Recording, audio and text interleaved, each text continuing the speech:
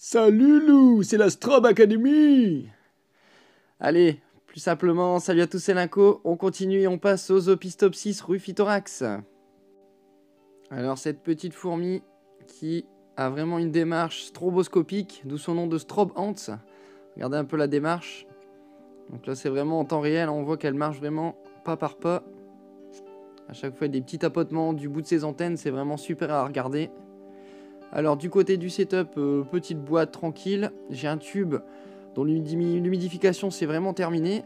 Donc j'aurais fait un tube tout propre, nickel, bien humide, à l'obscurité, mais pour l'instant ça fait un mois qu'il y est et elles n'y ont pas encore touché.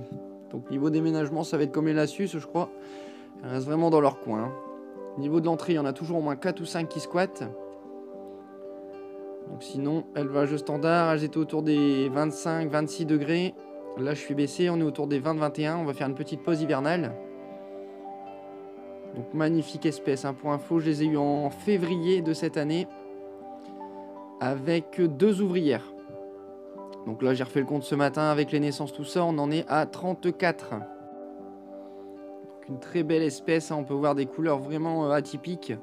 Orange avec vraiment la pointe du gastre noir, la tête noire. Donc là, elle commence enfin à me faire des belles petites physogastries. Là, on peut voir au niveau des grosses sur la droite là qu'elles ont bien mangé. Donc niveau alimentation, c'est insectes, hein, comme d'habitude, et liquide sucré. Donc liquide sucré plus ou moins à volonté. Insectes 1 ou 2 fois par semaine, je mets des mouches. Ou des blattes au début de cette année. Donc on voit qu'il y a vraiment une nouvelle nez là au bord. Bon, après on va zoomer, ce sera un petit peu plus joli, hein, pour les admirer. Niveau taille, elles sont un tout petit peu plus grosses que des Lassus, comme je disais. Elles sont pas bien grandes, donc elles vont pas prendre beaucoup de place pour l'instant. J'ai entendu que c'était des petites colonies, mais bon, pour moi ça va péter, hein. Étant donné que c'est la première année, on est déjà à une petite quarantaine. Je pense que si elles continuent comme ça, d'ici 1 an ou 2, ça va déjà être pas mal. Au niveau du setup, on verra ce qu'on leur mettra, mais je pense que je vais les installer dans une Minora l'année prochaine pour en profiter toute l'année. Allez, on va zoomer un petit peu pour admirer ces mémères. Donc espèce très atypique, on en voit très peu. Un petit coucou à Juante aussi qui en a chopé aussi début de cette année. Donc une espèce australienne. Donc normalement qui a une diapose inversée. Là on peut voir que là elle a arrêté sa ponte je crois depuis un petit mois. J'ai surtout des grosses larves et des cocons. On peut voir, regardez ses yeux très globuleux. Une des fourmis qui a une des vues les plus étendues. Quasiment à 360 degrés. Un tout petit peu moins. Regardez la nouvelle née ici, elle est vraiment très fraîche, hein. Elle a dû éclore cette nuit je pense.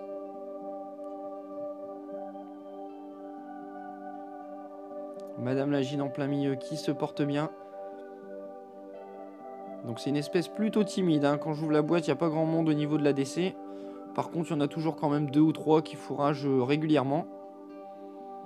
Madame la Gine ici, très belle, hein. Couleur très brillante. Elles sont vraiment magnifiques, très atypiques. Leur tête triangulaire avec des yeux vraiment proéminents.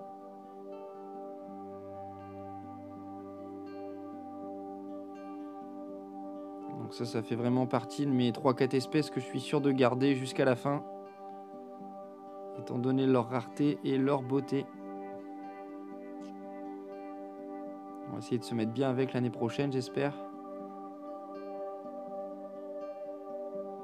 Donc sinon, au niveau de l'élevage, pas de difficulté, hein. Température stable, autour des 24, comme je disais, 25 dans la journée. Je suis autour des 21 la nuit. Là, j'ai retiré complètement le chauffage, donc on sera autour des 21 et 20 la nuit. Après, on verra en fonction de ce qu'il en est, étant donné que ce sera leur première pause hivernale. Regardez-moi ces yeux, on va essayer de zoomer au maximum que je puisse.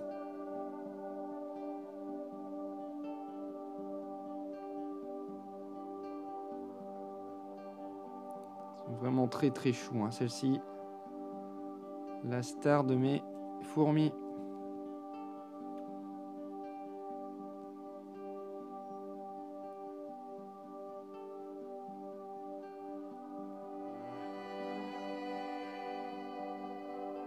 assez poilus au niveau de leur gastre. On peut voir, il y a pas mal de petits poils ici qui brillent un peu au niveau du noir. Une petite Trophalaxie royale pour le passage. Hein. Voilà, donc avec ces super images en zoom, en macro, on va repasser avec une petite vue externe pour admirer encore leur petite démarche. Pour rappel, c'est toujours des petites vidéos qui sont faites en temps réel, hein, là vous allez voir. Donc là, j'ai ouvert le couvercle, on voit clairement qu'elle me regarde. Donc là, sa démarche est encore plus saccadée. Quand elle voit qu'on est vraiment à côté, c'est vraiment impressionnant. Hein.